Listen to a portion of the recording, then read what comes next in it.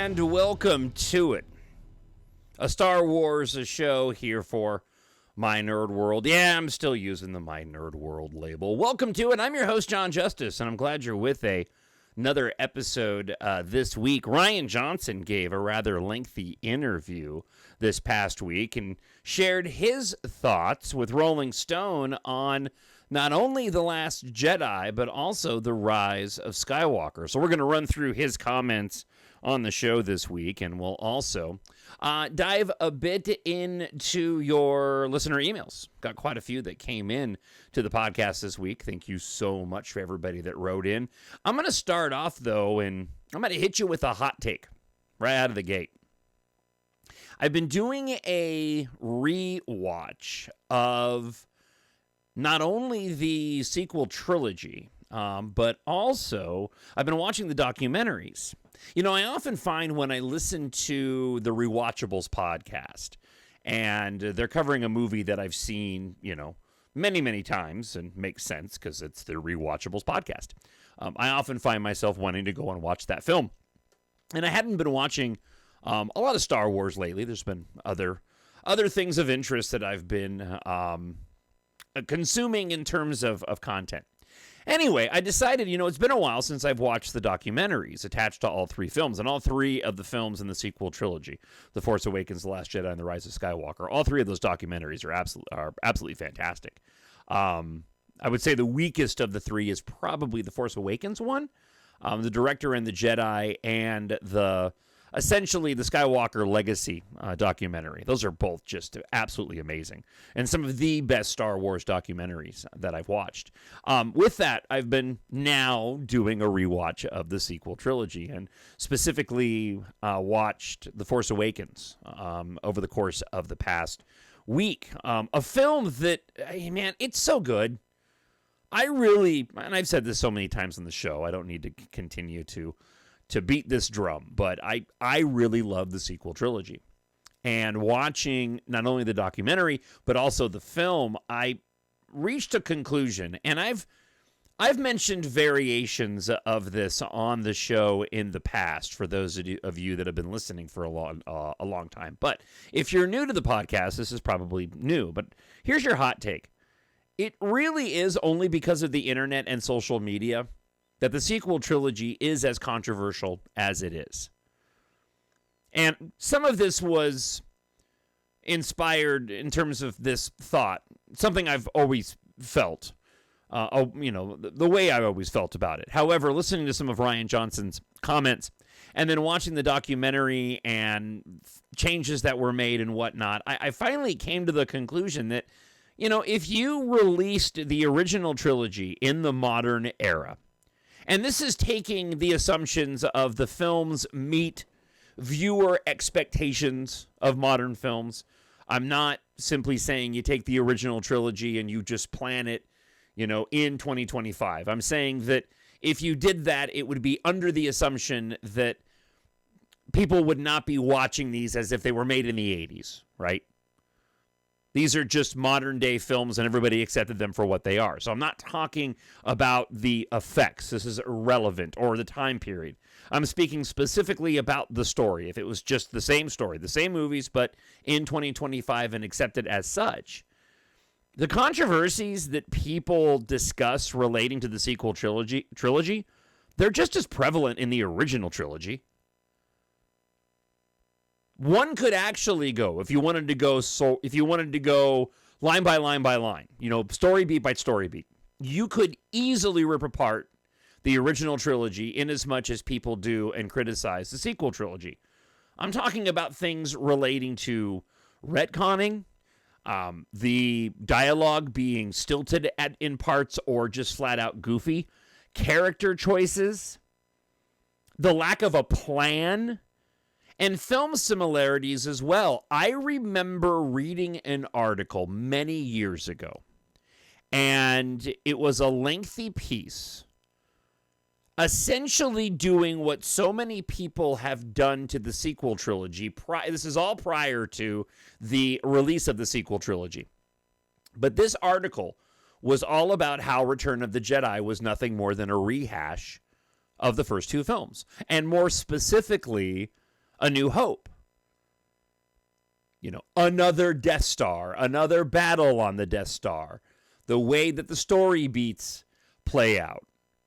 You want to talk about retconning? I mean, Luke and Leia kissing in The Empire Strikes Back, we can all accept that for what it is. We can all mentally do the necessary gymnastics to explain why that circumstance took place and how they ended up being brother and sister in Return of the Jedi. Be that as it may, that was a byproduct of exactly the same type of criticism the sequel trilogy has received in terms of there not being a plan. If the stories ring true, the whole idea of Darth Vader being Luke's father, spoiler alert, didn't even come from George Lucas. Now, I hope you don't misunderstand. This is not me ripping on the original trilogy. I love the original trilogy. It's a classic. I wouldn't be doing this podcast. I wouldn't be the person that I am today in terms of my science fiction fandom, my movie fandom, all of it, writing my EMBARK science fiction series stories if it hadn't been for Star Wars. But all that being said, the sequel trilogy really gets unnecessary, unwarranted criticism when compared to the original trilogy. If you were going to make an argument of which trilogy of the three is the most consistent, from beginning to end, it's the prequel trilogy. In the way the storytelling is, the visual aspect of all three films, the character development. You may not like the way that the acting was portrayed, but in terms of consistency, the prequel trilogy blows away the original trilogy and the sequel trilogy. So, I guess I'm just going to be a constant apologist / defender for the sequel trilogy because I continue to see this criticism and there were comments popping up just like they always do every single time that The Last Jedi is mentioned, a film that I love. But then it's attached to the criticism that goes along with The Rise of Skywalker. And it's fine if people don't like them just as films. That's totally fine. But usually the criticism attached to those films is based off of, kind of a lot of irrelevant nonsense when they compare them to the original trilogy. They're really fun movies. And it's a fun trilogy. Star Wars is just a good time. So I wanted to just take a moment and say that I think the criticism of the sequel trilogy, when compared to the original trilogy, is completely unnecessary and wrong in a lot of ways. Just consistently wrong. In as much as you could take the original trilogy, put it in 2025 with the internet and social media, first time anybody saw these films, and people could easily go and shred them with all the same arguments of the prequel trilogy. When I found you, I saw raw, untamed power. And beyond that,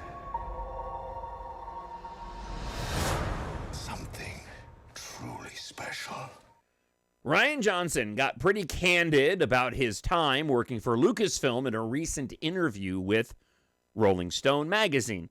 Johnson first explained how the idea for the Holdo maneuver in The Last Jedi had been with him for a very long time and originally came from a line in The New Hope. Of course, this is when Holdo goes and takes the Rebel cruiser, jumps it to light speed, and it slams into Snoke's supremacy ship. Rian Johnson said, "It was always in my head when Han tells Luke that without the right calculations, they could fly right into a star. That'd end your trip really quick, wouldn't it? I thought, well, if that's physically possible, what would that look like? It seemed like something that was low-hanging fruit to me in a way. But I knew that if we were going to see it, we would have to use it in a very big way. This can't just be a casual thing that happens this week. We should build the whole Return of the Jedi-esque 3 plot lines converging thing around this moment, which is really interesting because I hadn't really considered that aspect of that moment in the film, but he's absolutely right. He was playing with that Return of the Jedi, The Phantom Menace, 3 different events taking place at one moment in time. And I recall thinking that during The Last Jedi, after the Holdo maneuver, it seemed like such a finale. And yet we were far from done in the film. It contributes to its 2.5-hour runtime, of course. And I think that the battle on Crate is absolutely fantastic. But I do remember the first time I saw the movie, just because you are about to hit that 2-hour mark, and mentally, even without looking at a clock, you just know that you've been sitting there for about 2 hours. And that moment of the Holdo maneuver could have easily been a climax for the film, even if the story hadn't completely resolved itself just yet. The interviewer then brought up The Rise of Skywalker, which from his point of view sort of undermined the moment from Johnson's movie, along with other key plot points, like Rey being a nobody. But Johnson explained how he was not disappointed in the least when watching The Rise of Skywalker, saying this: "When I saw the movie, I had a great time watching it. Again, this is all about a point of view. I never approached this as like a territory I'm carving out for my thing. In my perspective, JJ did the same thing with the third act that I did with the second, which is not digging it up and undoing, but just telling the story the way that was most compelling going forward. That means not just validating what came before, but recontextualizing it and evolving and changing as the story moves forward. I didn't feel resentful in some way, but you're talking about a movie made by my friends, with my friends in it. I sit down to watch a movie, and it's a Star Wars movie. It's all the stuff I love. I'm not the one to come to for hard-hitting critique. You can go to YouTube for that." Now, Johnson spoke about the reaction to the movie, which is certainly not warm by any stretch. Johnson, as a Star Wars fan, can understand the feeling based on how he had reacted in his day to the prequels. And he says, "It never feels good to have anybody coming after you on the internet." Okay, sidebar note, trust me, I know. And especially coming after you for saying things that I think I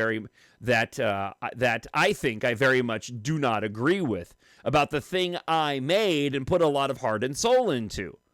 But at the time, having grown up a Star Wars fan, ultimately let me contextualize it and feel at peace with it in many different ways. Just remembering going back on one level to arguing on the playground about a Star Wars as a kid. And it was in college when the prequels came out. My friends and I were prequel hate central. Everyone was ruthless at the time. And of course, now the prequels are embraced. I'm not saying that as a facile, oh, things will flip around in 20 years, you'll see. It's more this push and pull. And this hatred to stuff now seems new. This is all part of being a Star Wars fan. Culture war garbage aside, I think that essential part of it is a healthy part. Finally, his infamous trilogy, which was officially announced a month before The Last Jedi came out in theaters, this was also brought up. Johnson explained how it was never more than kicking some ideas around with Kathleen Kennedy, and how the fact that he started making murder mysteries ultimately trumped the whole thing. Nothing really happened with the other trilogy. We had a great time working together, said Johnson. And they said, let's keep doing it. And I said, great. And I would kick around ideas with Kathy. The short version is Knives Out happened. I went off and made Knives Out and was off to the races, busy making murder mysteries. It's the sort of thing down the line, there's an opportunity to do it or do something else Star Wars, I would be thrilled. But right now, I'm just doing my own stuff, and I'm pretty happy. He added that there was never any outline or treatment or anything, whether it was because of PR or just because there was an actual intention of doing it someday. Both Lucasfilm and Johnson were saying for years that this was one of the projects that were in the works at the company and that they would get around to it at some point. Now, almost 8 years after it was announced, all parties seem to have moved on. Now, there's a lot of continued commentary, and commentary now even after Rian Johnson's that I just shared with you here, about how Kathleen Kennedy lied about the Rian Johnson trilogy. And I don't come to that conclusion at all based off of what he said. I think that the Star Wars News Network, SW News, that's where I got the quotes from. They went into the Rolling Stone article and pulled it from. So that's what I was pulling the quotes from here just a moment ago. But I think they hit the nail on the head. I think that Kathleen Kennedy and Rian Johnson worked really well together. Rian Johnson is arguably the one director of all of the Star Wars films since Disney purchased the IP that came without any controversy or strings attached. He just actually went and made the movie. And with the desire to make more and having not made Knives Out, they made some sort of a handshake agreement of, hey, you can do more. I'd love to do more. Great. And then he got busy with Knives Out, and they continued to do their own things, but time goes on, he makes more movies, and now it slowly has gone away. So I don't see any of that controversy surrounding what Rian Johnson said as any sort of vindication for the fandom menace out there saying that the fans were being lied to. I think they probably had every intention of working together, but it just didn't end up working out. And sometimes that happens. And honestly, when it comes to Star Wars, while I would love to see Rian Johnson make his own films apart from being attached to the Skywalker legacy, I think it's probably best that Rian Johnson doesn't make any Star Wars films, if only because, and I'd hate to go and give credence to it, if only because the fandom, would just be divided and would never be able to be objective at all to anything Rian Johnson ever did within the Star Wars universe. I need someone to show me my place in all this. So I have a lot of listener feedback this week, and some of these comments are a couple of weeks old only because, only because for some reason YouTube stopped sending me notifications when I get comments on YouTube. Typically, they would all be emailed to me whenever somebody left a comment on YouTube, and for some reason, the app just stopped sending it to me. So I had to physically go into the app now and go into my, and log into my profile to pull the comments from the actual posts themselves. And so, if a lot of you have been listening to the show wondering, where's my comment been? That's the reason why, but hopefully I can make up for it this week. First off, we hear from a friend of the show, and, honestly, everybody that's written in this week is a friend of the show, so thank you. N. Blackie, 1948, writes this: haven't written since Andor ended. I'm kind of in Andor withdrawal or something. Things haven't felt the same since it ended. I haven't even put on any Star Wars content since, and I'm not really that excited about anything they have lined up. I'll always check out their new stuff, but definitely feel as though some of my fascination with Star Wars as a whole is waning. Hopefully they can come up with something that blows me away like Andor. I also agree that re-releasing the original cuts in the theater might be a little over-ambitious in the sense that I don't know that it'll bring a significant amount of ticket sales. I think it would be better suited for Disney+. And Blackie, I think you and I were going through the same thing, and maybe that's the reason why. We all kind of wiped out in a positive way on Andor Season 2's greatness. Even going so back as a family, we went and watched and rewatched Andor Season 1, even though I had done that recently. And not only that, but watching Andor Season 2, watching each episode multiple times, and then following that up with a watch of Rogue One, I think I just kind of got Star Wars'd out for a while. But at the moment, I'm getting back into it, so thank you for the email. Disney Desi, always a great friend of the show, and it's always fantastic to hear from Disney Desi, writes this: perhaps if they do the Rey movie, I still won't believe it until it's happening and I see the trailer, but they can take some of the beats from Bloodline, in which the fact that Leia is the daughter of Darth Vader comes out and hurts her politically. I have never read Bloodline, but I've always heard very good things about it. Disney Desi goes on to say, as much as I dislike The Rise of Skywalker, I dislike Colin Trevorrow's screenplay even more. The Rise of Skywalker was a hot mess in my opinion, but If I turn it off right after the kiss before Ben dies, it's definitely more enjoyable. Aw.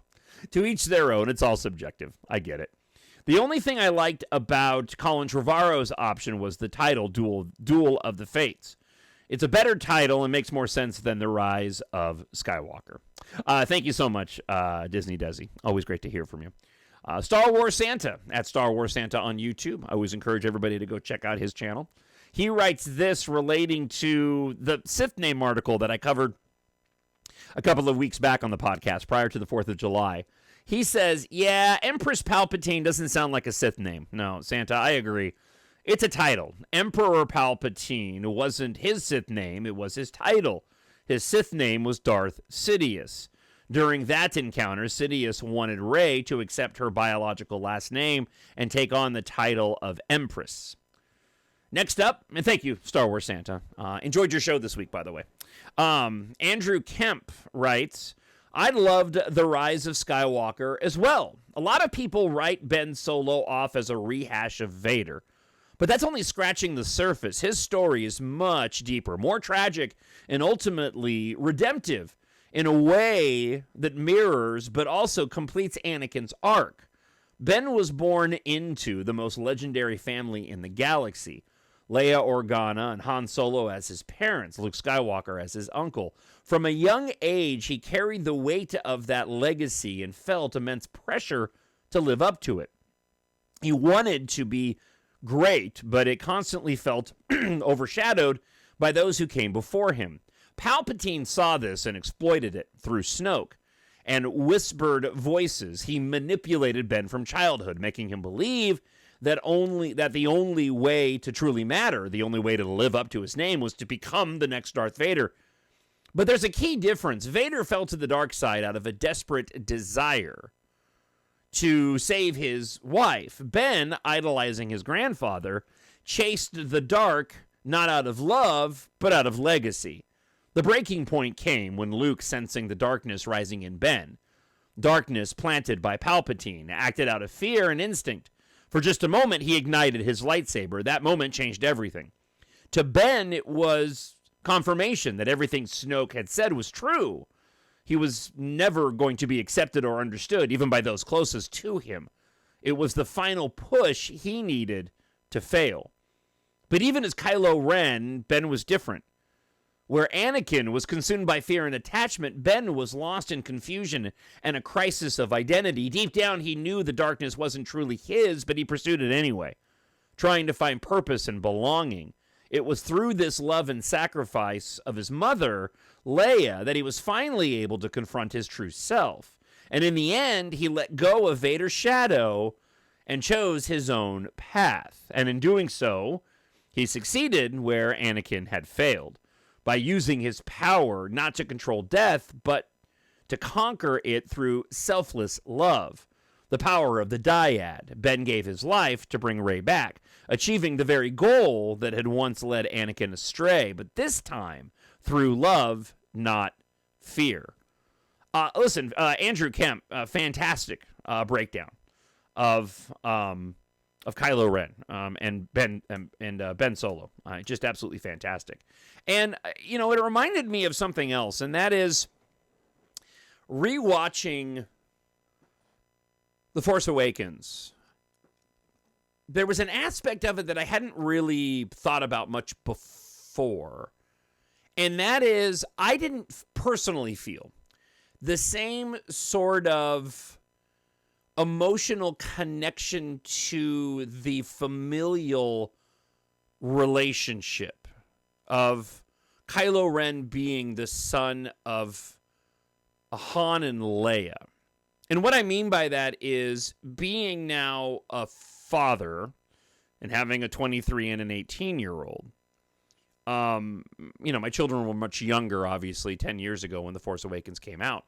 That being said, when I was growing up, that aspect of Vader and Luke wanting to find his father, that was something that resonated with me as a kid at a very young age when I was growing in attachment and looked up to my father.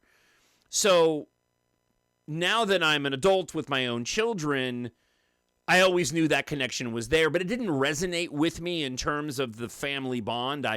In looking at Kylo Ren in the way that Han would look at Kylo Ren and his son Ben Solo, there also was sort of a disconnect just because my boys aren't dealing with that sort of situation. While I could certainly empathize with Han's pain and Leia's pain in losing Ben, it just didn't have the same sort of impact on me as a grown adult with my own family, the way that it did for me as a kid watching that original trilogy and Luke finding out that Vader was his father. And I wonder, when it comes to that aspect of Ben Solo specifically, if his being the offspring of Han and Leia just didn't land for a lot of adults in the same way it didn't land for me, simply because so many of us had grown up. And maybe I'm maybe I'm alone in this, but the sequel trilogy just didn't impact me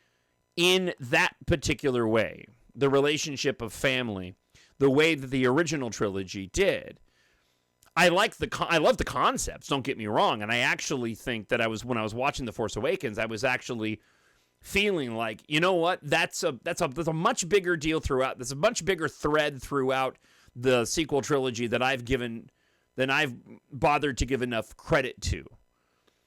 And it makes me sort of understand and appreciate even more than I already did what Chris Terrio and J.J. Abrams were attempting to do with making Rey the offspring of Palpatine, with she being his granddaughter.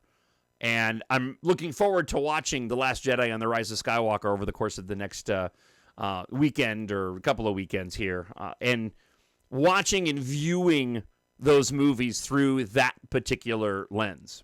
I need someone. Never mind. I already went through all the listener feedback this week. No, listen, I'll do this one. This is not going to go the way you think. All right. That wraps up the show for this week. Sorry, I went on a rant and didn't realize that I just completely forgot that I'd just done all the listener feedback. Thank you so much for listening to this week's episode. And if you haven't done so already, I hope you'll take a moment and check out my own science fiction book series, EMBARK. It's available in paperback, hardcover, audiobook, ebook, and free on Kindle Unlimited. I'm very proud of the fact that the series is a Tale Flick Discovery Sci-Fi Award-winning series going back to 2021. And EMBARK, an epic science fiction adventure, book 1, is where you should start. If you're looking for a shorter, fun, humorous adventure within the EMBARK universe, you can start with Corbijn and the Asteroid of Misfortune. It's book 4 in the series. You won't be spoiled for the books that come before it and after. But if you want a taste of my style of writing, it's the one book in my series that's actually written in first person.